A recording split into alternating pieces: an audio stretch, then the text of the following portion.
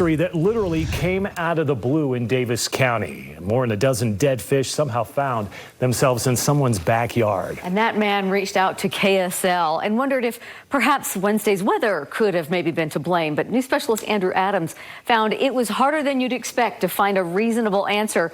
Andrew, for such a strange thing. Oh, very true, Deanie. I mean, there's no bodies of water next to his house, okay?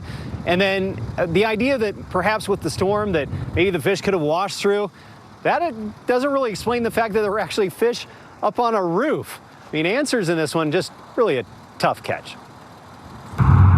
Where did all the fish come from? If there is one sure thing to a fisherman, it's that there is no sure thing when it comes to the fish.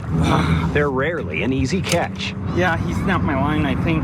Which is why what unfolded near Fruit Heights was so surprising. It had to come from the sky. Clark Jones says his family found several dead fish already served up on the lawn. My wife and granddaughter went around and picked them all up. This one's being eaten by freaking bees. Sure enough, scattered around the backyard, we counted 14 different fish. There were 2 more on the roof of the shed and 0 answers to how they got there. I ended up sending an email to KSL Weather to see if maybe there was a funnel cloud or maybe a water spout. It's true Wednesday was a far stormier day, but not that stormy. We didn't have a tornado.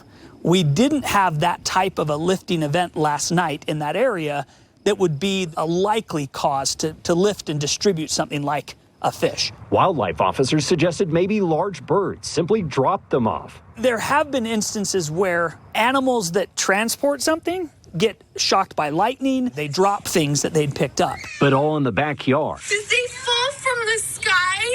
It's the kind of possibility that just stumps a homeowner. I've never seen anything other than water fall out of the sky. Jones just hopes if there is an answer, Still trying to figure out how they got here. someone will help him reel it in. People have been praying for rain. We got rain and fertilizer. Of course, another obvious question to ask is, was it a prank? Jones doesn't believe so. He says his neighbors would probably have to catapult fish into his yard to get him there. And given that there's weather in the area, just doesn't think that's likely either. Back to you. We've ruled out just about everything we can think of, Andrew. I hope you get to the bottom of it. Thanks.